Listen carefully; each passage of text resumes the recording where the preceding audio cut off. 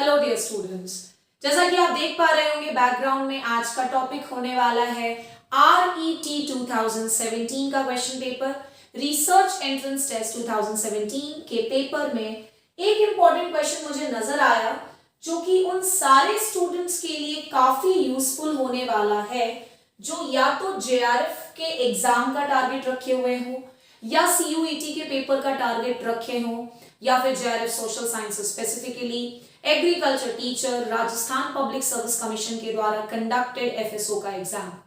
इन सारे एग्जाम्स में क्योंकि मैंने एक कॉमन टॉपिक देखा वो है स्टैटिस्टिक्स, और स्टैटिस्टिक्स में भी एक कॉमन टॉपिक देखा है मेजर ऑफ डिस्पर्शन। डिस्पर्शन या जिसे मेजर ऑफ डेविएशन भी बोला जाता है। तो इस पर्टिकुलर सेक्शन से एक बड़ा ही इंपॉर्टेंट टॉपिक मुझे हर पेपर में ऑलमोस्ट नजर आ रहा था और वो था topic standard error. That was the topic, what dear students? So it was standard error. और RET के भी इस पेपर में मुझे सेम स्टैंडर्ड एरर से क्वेश्चन नजर आ गया, तो मैंने सोचा क्यों ना आप सभी के लिए ये एक छोटा सा इंफॉर्मेटिव वीडियो जरूर लेकर के आऊं जिससे कि आपको स्टैंडर्ड एरर का सोल्यूशन पार्ट भी समझ में आ जाए।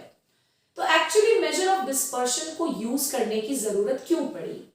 हमारे पास already measure of central tendency है स्टैटिस्टिक्स में, जिसमें कि हम मीन वगैरह को पढ़ते हैं। बट क्या है कि जो सेंट्रल टेंडेंसी के मेजर्स हैं जैसे कि मीन, ये हमेशा दिए गए डेटा सेट का मिडिल पॉइंट बताता है, मिड वैल्यू बताता है। और अगर हम मेजर ऑफ डिस्पर्शन यूज करते हैं तो हमें मेजर ऑफ डिस्पर्शन की मदद से एक एक डेटा का डिफरेंस अपने मीन वैल्यू से पता चल जाता है, और ये भी बहुत जरूरी है।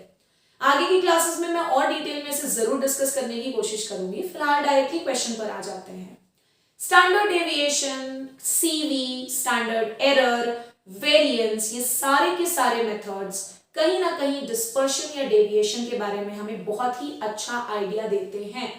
ऑल्दो सबसे commonly use major of dispersion या डेविएशन होता है स्टैंडर्ड डेविएशन, बट क्योंकि हमारे पास क्वेश्चन में स्टैंडर्ड एरर से रिलेटेड एक बहुत इंपॉर्टेंट सवाल है, सो डेफिनेटली आज की क्लास में मैं ये तो जरूर डिस्कस करूंगी आप सभी के साथ। आइए एक बार क्वेश्चन पढ़ लेते हैं। क्वेश्चन में पूछा जा रहा है, for a set of data we find that we have a standard deviation of 42।